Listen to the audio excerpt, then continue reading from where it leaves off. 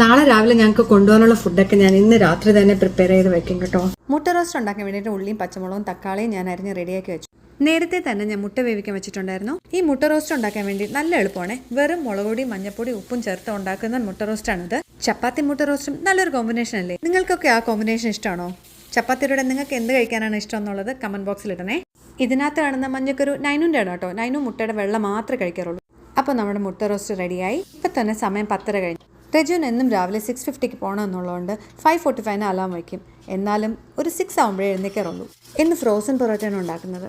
ചില ദിവസമൊക്കെ ഞാൻ സാധാരണ പോലത്തെ ചപ്പാത്തി ഉണ്ടാക്കാറുണ്ട്. പക്ഷേ ഇന്ന് എനിക്ക് വയ്യായിരുന്നു, അതുകൊണ്ടാണ് ഫ്രോസൺ പൊറോട്ട കൊടുത്തു വിട്ടേ. 2 ചപ്പാത്തിയാണ് രജുവിൻ്റെ കണക്ക്. അങ്ങനെ രജുവിൻ്റെ ഫുഡെല്ലാം പാക്ക് ചെയ്തു. അങ്ങനെ രജു പോയി കഴിഞ്ഞിട്ട് തിരിച്ച് ഞാൻ ബെഡ്റൂമിൽ വന്ന് സുഖമായിട്ട് ഇങ്ങനെ ഒന്ന് കിടക്കും. കാരണം എൻ്റെ വർക്ക് ഇന്ന് 11 o'clock ഉള്ളൂ. എന്നിട്ട് ഞാനും നൈനും സുഖമായിട്ടൊന്ന് ഉറങ്ങും. ഇന്നത്തെ വീഡിയോ എല്ലാവർക്കും ഇഷ്ടമായെന്ന് കരുതുന്നു. ഇനി മറ്റൊരു വ്ളോഗിൽ കാണാം.